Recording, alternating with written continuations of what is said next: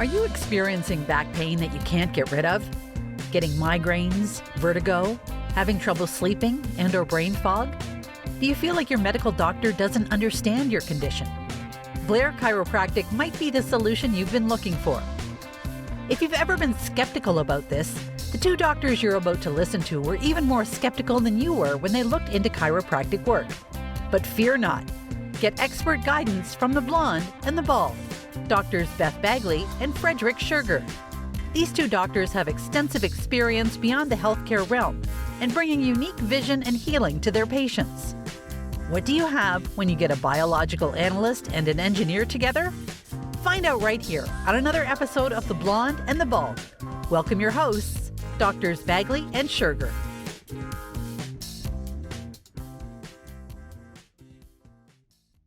Welcome, everyone. We've got another great episode of The Blonde and the Bald. I'm Dr. Frederick Schurger.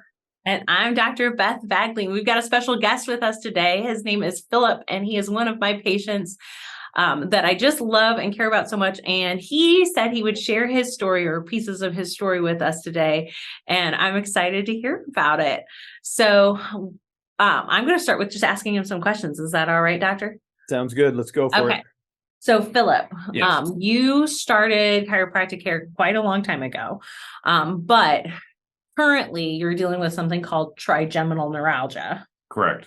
And some other things that happened to you too. Correct. And I know upper cervical has been an integral part of helping keep you out of the hospital, which is awesome. But tell us just your story of how things began and how you arrived to where you are now. After nearly 20 years in construction, heavy equipment, and so forth, that may not be 100% of the culprit, but that was a lot of heavy equipment rides rough. And 2 or 3 car wrecks, being rear-ended, the whiplash. Yep. 3 other circumstances that could have brought it on. The whole combination. One day I woke up with a headache, and I would get periodic headaches. We just thought they were normal, but they weren't. Mm-hmm. What really brought attention was when I woke up in such pain, I could not physically lay down for over 40 days. Could not physically lay down in any position, not even on my stomach. It was so severe, and the wife even thought at times I might be going into shock. When I would sleep, I would have to sleep sitting up, propped up in a corner from exhaustion. Yeah. Mm-hmm. And my dear 84-year-old mother took me to a doctor that did upper cervical care that she'd heard about in Springfield, Missouri, Mm-hmm. which is where we were based out of. And slowly, I started getting better. And I'll back up a little bit. I was to the point the trigeminal neuralgia would come and go on top of the pain that was stopping me from laying down. Mm-hmm. It would increase so dramatically, I just could not lay down. I was ready to have all my teeth pulled. Yep. The oral surgeon called my primary. He thought I had the trigeminal neuralgia. Mm-hmm. Sports medicine doctor, I went to him also. He verified it, along with a couple of other doctors. With that kind of trouble, I went to several different doctors of different care specialties. And Dr. Curtis Horton in Springfield was the man that got me started on this. And it took several years. The trigeminal neuralgia would last about 40 minutes. They were not short bursts, nearly timed 40 minutes of it. And of course, they checked me for stroke because the pain was so severe. And I started coming up here to visit grandchildren. And Dr. Horton notified Dr. Bagley, who is now my permanent doctor, by the way. I'm just so much better. No more hospital visits. The trigeminal neuralgia, I've not had a true one in several months. Yeah. In several months, I've not That's had good. what I was going through at that time. Sometimes I'll get a little pain, which I think it may be coming, but it doesn't. Evidently, the trouble that I had, C1 and C2, were so severe. Mm-hmm. I could have had surgery. However, I was not a big believer in that. They said it was challenging. To me, that sounds dangerous. And I also did not want to wake up with a permanent headache with what I've had before. No. Sure. So this care has given me my life back. And I can visit with my grandkids. And sometimes you get into a little trouble where they roughhouse Yeah. and then he has to come back Yeah, in. my neck still is pretty vulnerable on going out at times. Is. He's very vulnerable. I would say you're one of the patients that probably has the most trouble holding an adjustment. And one of our goals as chiropractors, as upper cervical chiropractors, is to get people to hold their adjustments and hold them for long term. That just isn't the case for you. Like I want that for you, but it really doesn't hold very long. With Dr. Bagley's care, my quality of life, I would say, is 90%. In the beginning, it was zero. It was really zero. I could not function. As I said, I had to sleep sitting up from exhaustion. Yeah. I can't imagine that. I mean, how do you function at all? Just trying to sleep like that. I had no choice. It was just survival. At that time, we didn't know it was C1, C2. Right. And every day you would think, well, tomorrow it will be better. That's how I ran on that 40-something days. And it was so bad that the children, we have 2 children, both live out of town. And they even came home because they did not know if I was going to be there. Sure. It was severe. It was very severe. And I don't even want to really think about how awful it was. Oh, yeah. Trigeminals for 40-something minutes. It was, and I went through the shots in the neck under live camera. I went to neurologists. I went to headache care centers. Nothing has helped except the upper cervical care. That's it. Nothing else ever helped. Yeah. I went through neck braces. I could keep on going. Yeah. This is where it's at. And this is what saved me. And we hear that so commonly, especially with trigeminal cases, with some migraine cases, that, nothing is touching it. Nothing is getting it better. Nothing is getting your quality of life back. And then we get you adjusted and things, start working out better. Now, I do have a question. How often do you need to get adjusted as things are going now? As of this last couple of months, once or twice a week. Yeah. Okay. And when I feel good, sometimes I'll overdo it and do something at home that I should not be doing. Okay. This one all the time. So we have to take that into accountability also. Right. But how worried? So that begs the other question. How worried are you about doing something over the top sometimes, knowing that Dr. Bagley's available? Knowing she's available, I'm not worried about it at all. Good. Yeah. If I know the lady is out of town, I kind of behave myself. I know. That's why I almost don't want to tell him I'm in town so that he takes better care of himself. It's been a long struggle since that started. And and even a lay down MRI, that there's a nerve surgeon here in St. Louis. My primary care sent me to him, and he also diagnosed the C1, C2 problem is hitting the trigeminal nerve and so forth. But he was very good, and because we thought that it might be a nerve problem in my head that needed to operate on. Oh, sure. For lack of better words. He said I could use surgery, but I just chose not to. Sure. Because I'm so much better than I was. Yeah. Well, good. That's awesome. Yeah, surgery is great as a last resort because everything else has failed. Yeah. But the problem with surgery is it's a one-directional thing. You do it and there's no undoing it. Yeah. So if the surgery had not worked, for example, I think I already said I didn't want to wake up with a permanent headache. Yep. Which they said would be possible, but highly unlikely. And also, if it didn't fix the problem, I quite possibly could not be treated by chiropractic again. Right. Oh, yeah. But I'm not even contemplating that anymore. That was somewhere in that last 13 years time frame. Right. But I am able to function now. Yay. I'll say that. And even when my neck is out, it's usually, there's always special circumstances, but it's usually not as bad as what it used to be. Yeah. I'm getting better slowly, and that may be humorous after 13 years. Well, I think But one of the it things was that horrible. we've done differently is that since Dr. Horton has pretty much retired, and he comes up here for care, and sometimes he goes to Dr. Rustisi in Kansas City, because it's kind of the same amount of distance. It just Right. depends. And has other families up in Kansas City.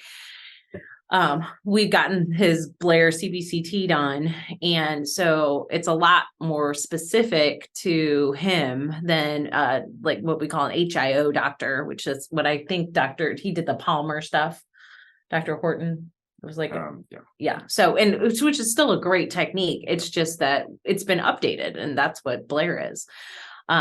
So I'm so glad that you had Dr. Horton in your life, and he was able to get you where you are today. And I can't wait to see over the next couple of years how much better you can get, because I really think you can. I would like to add, for anyone else that's going through this and they might rule it out because of an MRI. The surgeon that operates on the nerves in your head, I wish I knew the precise professional name for it, but he said that the lay down MRIs were hiding this C1, C2 problem. Mm-hmm. I had multiple MRIs, CAT scans. It hid the problem. Yep. I can't tell you why, but it did. So if there's someone out there that thinks this might be their troubles, but yet the MRI shows it's okay, at least get a stand-up MRI, if Mhm. nothing else, and go further. Yeah, we agree with there's- that. We talk a lot about the upright MRIs There's no sense in losing one's lifestyle or life. or life if one got depressed enough Yep, and it and in happens. such pain and so forth, when the care is here. It is. Yeah. And it's not just here. Like obviously in the Midwest, where me and Dr. Schurger are the places to go, but across the country, if you go to the Blair Chiropractic website, you can find doctors across the country and in the world. There really are some across the world, which is pretty cool. I thank the good Lord for my doctors. I'll say Absolutely. that. This lady right here and Dr. Ward. Yeah. Aw. Wonderful. Okay, we'll let you get back to your family. Okay.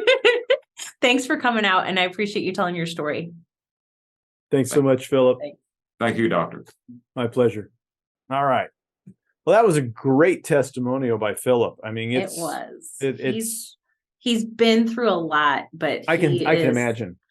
He is a solid man, and he is so grateful to the chiropractic care he's gotten with Dr. Horton, who I think if you're out there and you are a praying person, say some prayers for Dr. Horton, because he is battling cancer. Oh, I know. And but the care that he got through him and able to find us up here. And thank goodness he's got family up here. So there's a reason for other than to come see Absolutely. me, to come up here and visit his family. And somewhere to stay the night when he is up here. But yeah, the one thing I want to say to anyone out there who has a family member battling trigeminal neuralgia, or if you yourself are battling it and are suffering, is there is hope out there. Upper cervical care is an answer for so many people. You just need to go find an upper cervical doctor. The Blair website is a great resource, but if you can't find a Blair doctor in your area, know that there are other upper cervical techniques, and they have very good results too. mhm. So just do some Google searches, or if you find an upper cervical doctor 600 miles from you, call their office and Absolutely. Or call our offices. We know we call know where us. the people are. We know where people are, and you might not know how to find them, and we would Yeah. be happy to find those people for you, someone to help you close by. Oftentimes we have these people on speed dial on our Yeah, own we do. phones because they're close friends. Yeah, So, exactly. Exactly. And the other thing to remember is it's just because you don't have trigeminal neuralgia doesn't mean that your problem that you've been suffering from. I mean, the trigeminal neuralgia was certainly what was a problem for Phillip, but him sitting, he's got to get propped up into a corner. I can barely imagine, how do they put the cushions around him so that he can sleep at night because he can't get comfortable. Practically standing up. I mean, my patients joke about after they get adjusted, I've got these zero gravity chairs, and they make the comment, "Doc, just let me stay here all night long. I'll be, don't worry about me. Just come in the morning and let me out." And the funny thing is I've got one of these zero gravity chairs. I've fallen asleep in it many a time. And in fact, it's a nice nap. But what's curious is even after maybe a couple hours of sleeping in that, if I'm still trying to sleep the night through, I need to go into a bed and lay flat. And it's I don't know what the biological mechanism is. Probably a sleep expert could explain this. They could. But I need to be able to stretch out. I need to be able to get in. Oftentimes I need to lay on my side just to let some things, whatever processes my body's trying to go through, just to relax. And I can't, as soon as he said, what was it, 44 days that he could not sleep, he could not lay in any position. Yeah, I felt for him. Oh my goodness, that's I can't imagine that. I've had my own fair share of my back hurting, and certain positions were no good. But man, that's horrible. Now, in episode 3, we touched on some trigeminal stuff with my sister. Oh yeah. She did not have the severity or the length of severity that Phillip had, probably because she was much younger and didn't have so much damage. But I think you've got some neurology stuff to talk about. And I think that that's really important for if you are going through this, know someone, or you're just interested in science and you're a science geek, which we love. Yep. I think the neurology of the trigeminal nucleus and the trigeminal nerve coming out of the brainstem is really cool. And I know a neurology expert, and his name is Dr. Schurger. Yes.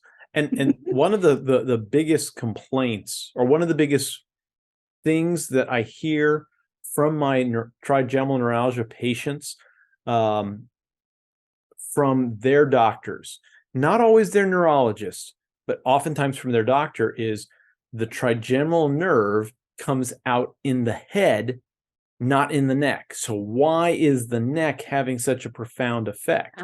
And the problem ends up being, what was the resource that they were taught, and how much science did they get taught? So as far as the neurology goes, because when we're studying the spinal cord itself, we're not looking at some of these odd spots.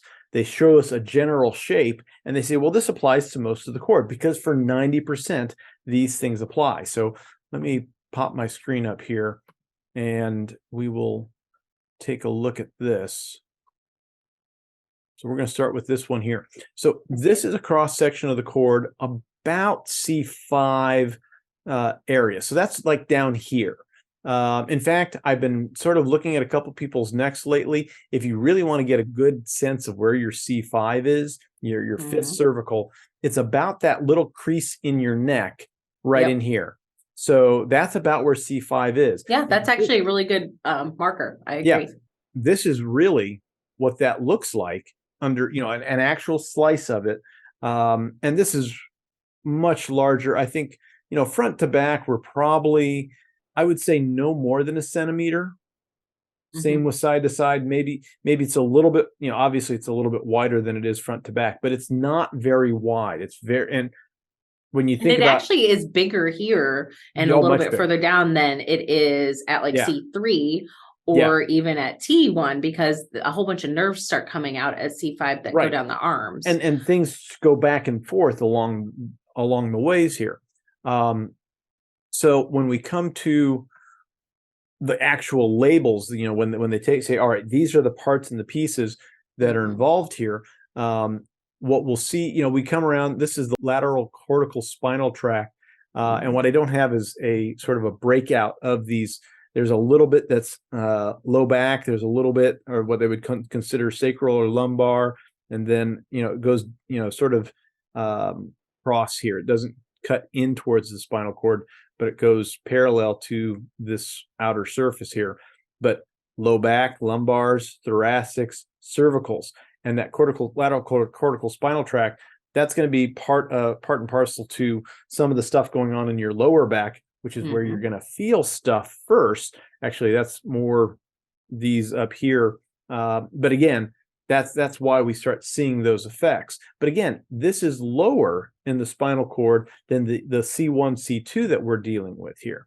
Yep. So the actual, and I saw this slice. In fact, I bought this book for this page. And that was the only reason I bought this book, because it had this slice in color, and this is a slice at C1. And it looks very different than this. So, it sure does. That does look a lot different. In fact, I didn't pull up a brainstem picture, but it looks more like brainstem than it does look like spinal cord. And folks, if you're trying to figure out what the difference is between this, as it changes from this brainstem to spinal cord, what's the difference? It's like driving down a road that has one name, and then you cross an intersection and it has another name. Yeah, up here, the same road. Yeah, up here we've got what is it? Well, one part of town it's Jefferson, and then another part of town it's Clear Lake Avenue here in Springfield. Oh, in St. Louis we have Lindbergh Road that changes names to Kirkwood Road and back to Lindbergh Road. Yeah, St. Louis is the same covered with roads that change names. It's the same road, as you've just gone past an imaginary line in St. Louis, and up here it's sometimes it was a township line, sometimes it's a city line, who knows what it is.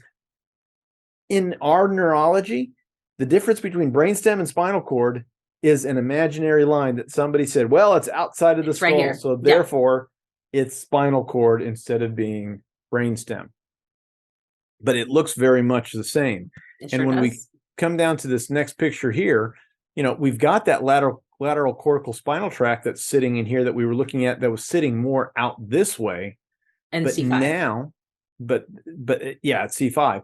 But now we have the trigeminal nucleus, what they call, I'm not going to worry about, we're not going to worry about the gelatinous or magnocellular. So explain what a nucleus is for somebody who doesn't know. Good call.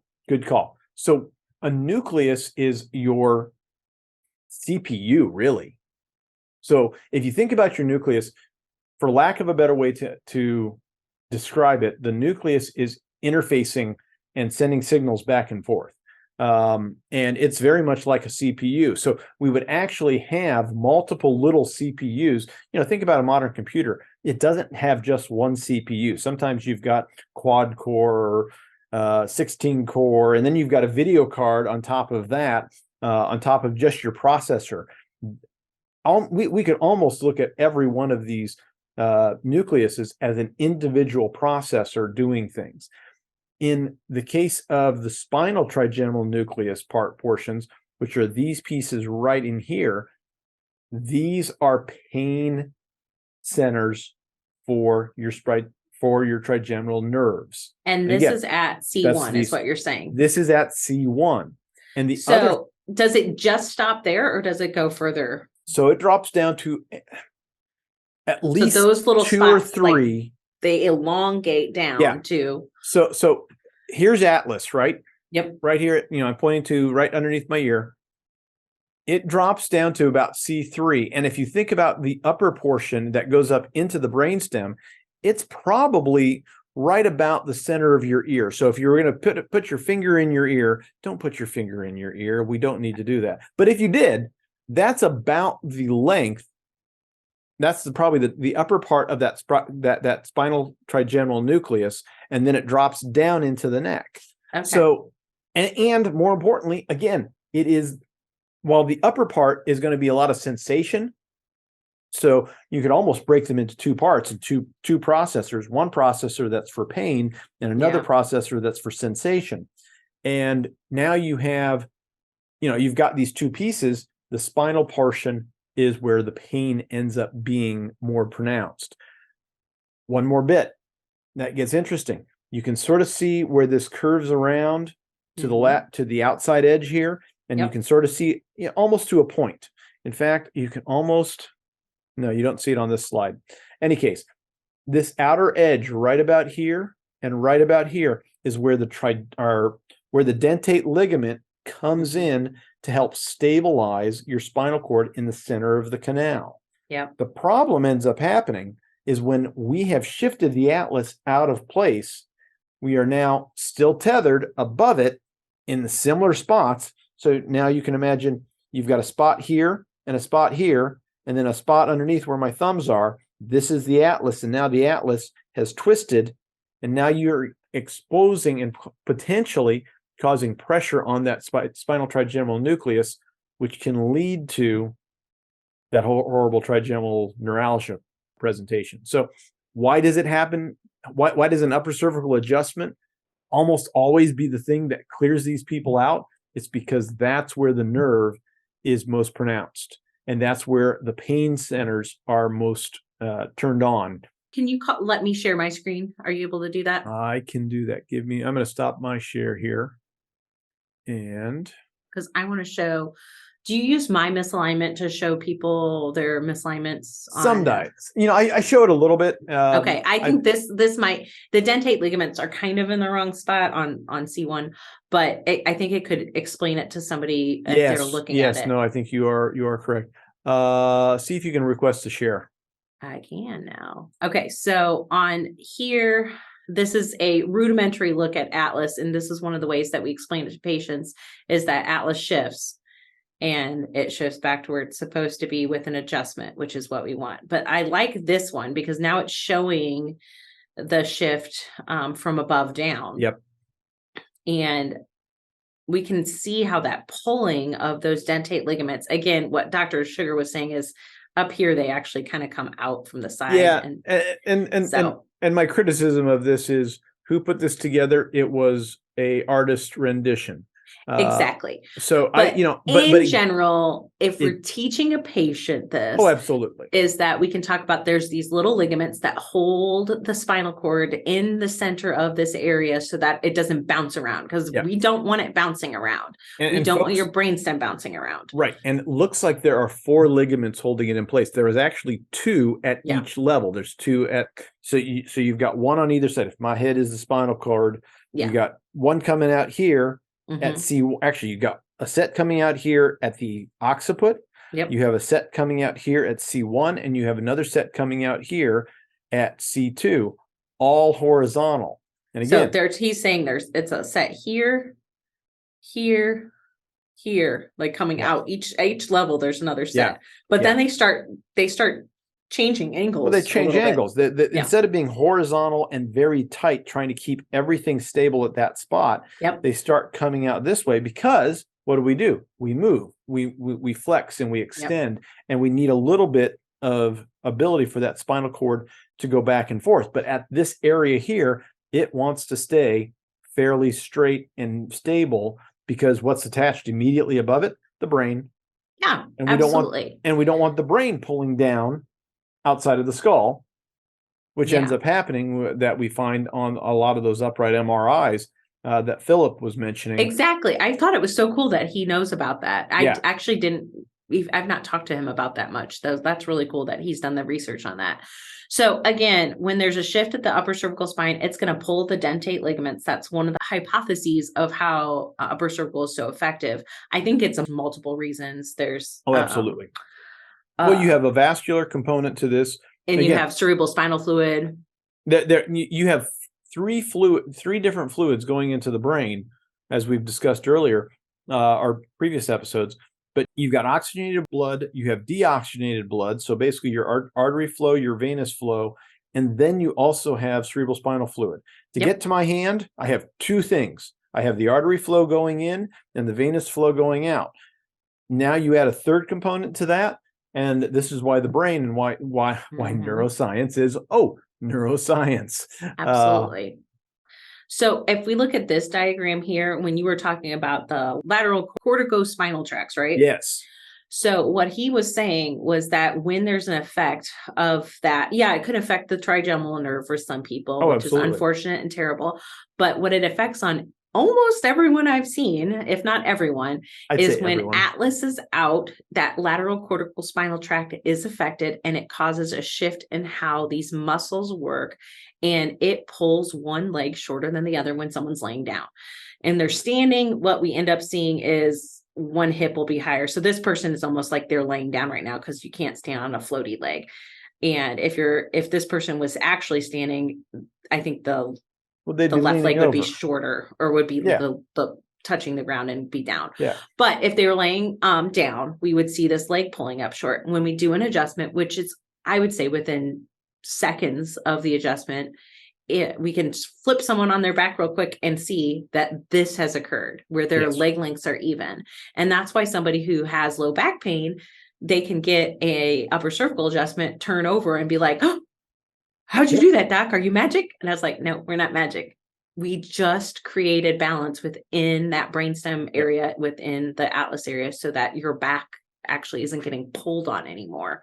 Yep. Which is pretty cool. It is. And I'm going to add to this. I had a young man in his, how old is he? He's in his 70s. His wife has been coming to see me forever. And one of the funny things about her case, she's been coming to see me for about 5 or 6 years now. And she started knowing she was out of adjustment when her foot would hurt. Yep. Isn't that cool? It was like the weirdest thing. And she's like, she was suffering from migraines, but her foot would hurt. And then that was her number one. That was her warning. She's like, oh, I got something going on. And now she doesn't have that problem anymore. Finally, her husband he always brings her over because, they live over in Decatur, which is about an hour out. And he's an engineer.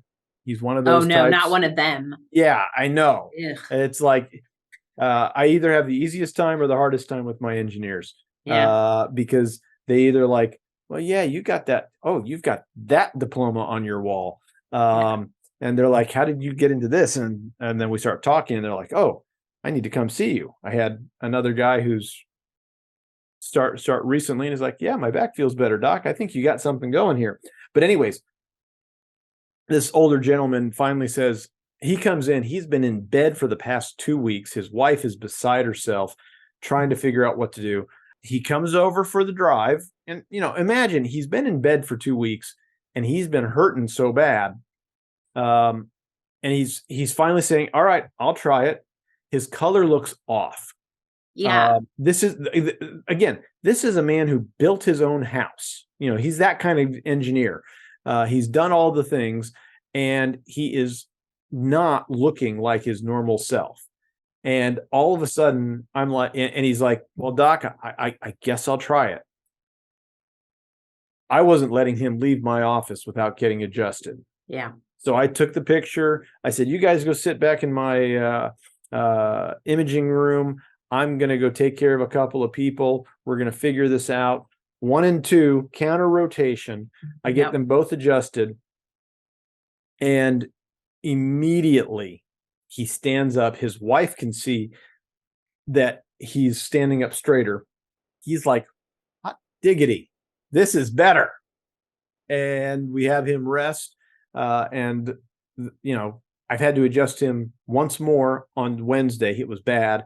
And then today he was in, and I had to do some work on his low back because it's been 30 years that he's been having this problem. Absolutely. He's noticed his knee is better. He's like, I don't understand how the knee is connected to this. And I'm like, well, they're all connected. They're all connected. I mean, and what was the analogy that I used for him? I don't want to use the one analogy. You would love it, but I'm not. Oh no, it's probably bad. You're probably going to scare people away with it. I'm not going to use it. But in any case, but it's the same. but it's a radio station, and that's the one the other one. Or oh, okay, that one's not scary. No. But I mean, if you think about a radio station, people are like, doc, I don't know how something up here takes care of something down there, and then I respond because it's so far away, and then I respond, well, did the music come out of your radio because it was always in your radio? Mm-hmm. Or where did that radio station come from? How many hundreds of miles away sometimes did that radio station or that signal on your TV? come from. And this was Dr. Palmer's argument about what it is that we do and how are we connected to a higher energy source, to a higher power, to God.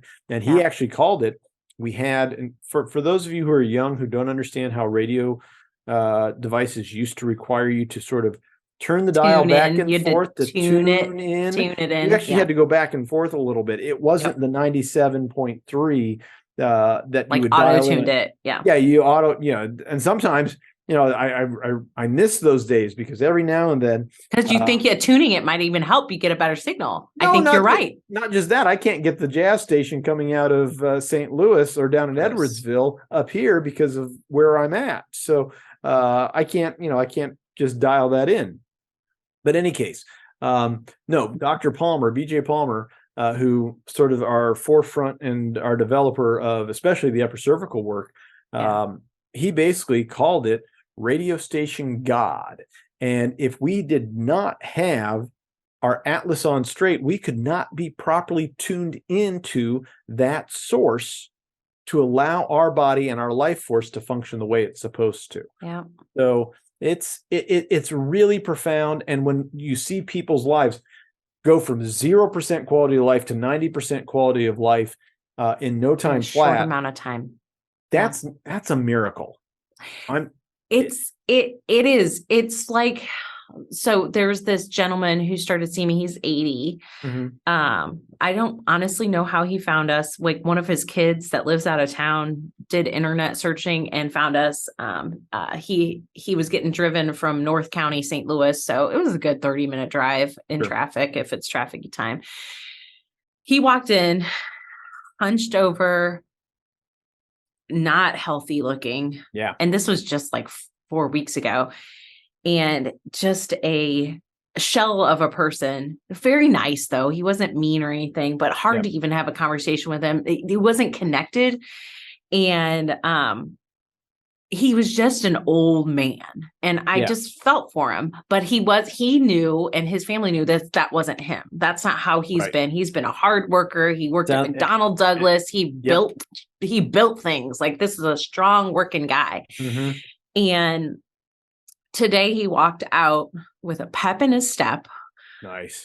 He's been driving again, short distances. He didn't drive all the way down to us, but he's been driving again. He said he went and played the lotto. And I was like, well, remember the little people when you win. Exactly. And it was incredible. Now, is that one of those miracles where like the person wasn't walking when they walked in? And no, but he was dizzy, disoriented, wasn't making sense. And his family knew something was wrong. His daughter did some research, got him in here, paid for him to come in, which is really sweet. Great family, all taking care of him. And this man is changed. Wonderful. And and sometimes some people are like, well, of course I am. That's what I'm paying for. And I was like, he wasn't like that. But it's just so funny because I'm like, this is a miracle. Like, you are a miracle. You are a walking miracle. Your body was designed to heal. And the interference was keeping it from healing. And now we are getting you back on track and you're healing again. And your body is doing so phenomenally. And it's cool when they have as I have such appreciation for that, and it makes my heart happy. And I know it makes your heart happy. But we get to see this every day. Yeah. It's how profound. Lucky are we? And sometimes it's hard to be here because we put so much effort and so much love into our patients. And so it's exhausting, but my goodness, is it worth it? It is very much so. So cool. Love it. In fact, speaking of exhausting, I had a day on Monday. I think I started at 5:30 because that's just the way my brain was starting to function. And everyone was calling in, and the better part was when you're on point. Yeah. And then at the end of the day, I'm Mondays are my fasting days. So I don't eat, from dinner Sunday night to dinner Monday night, I don't eat. So I'm just go. Yeah. I was out by 9 and it was a great sleep. Oh my goodness. Yeah. So, it is amazing what we can go through, how we can help people. And Yeah. it is just, and people need to realize that there's something bigger, there's something greater for them. And sometimes getting their head on straight is what is holding them back from Yep. being able to achieve those things. Yeah. Your life force is being squeezed off. Mm-hmm. You have vitality in you that's beyond what you can even comprehend. It's just, you need to turn the light switch back on. Exactly. Bring the dimmer switch back to where it's supposed to be. Exactly. I think that's a good place to end. I think it is. I think we can't move up from that. So I mean, like I could. No. well, yes, I suppose you could. Any case, Dr. Bagley, where are they going to find you? I am in St. Louis, Missouri. We're on the west side. We are at precisionchirostl.com, and you can find us on all the socials too. And I'm Dr. Beth Bagley. Yep, and I'm Dr. Frederick Schurger, Keystone Chiropractic in Springfield, Illinois. We're on all the social. Well, we're on a lot of the socials. I'm not going to get on TikTok, but that's another story. But I do monitor all the socials for the podcast. So if you've got some questions, if you've got 5-star reviews, I would love to have people share this. And 5-star reviews don't have to say a lot. Just say, hey, they're not stupid and boring. But make sure you subscribe to it. Or Dr. Bagley isn't stupid or boring. Yes, this is more accurate. But make sure you're doing reviews and sharing this with your friends and your family. Please. Make sure, especially this episode here. Phillip's story is not uncommon, is the sad part. It's not. And the fact that sometimes it ends very badly. And that's what we want to stop. We don't want these people to suffer anymore. Exactly. So make sure you like, subscribe, and share, and we will be back next week with another episode of The Blonde and the Bald. You guys all have a great day. Bye.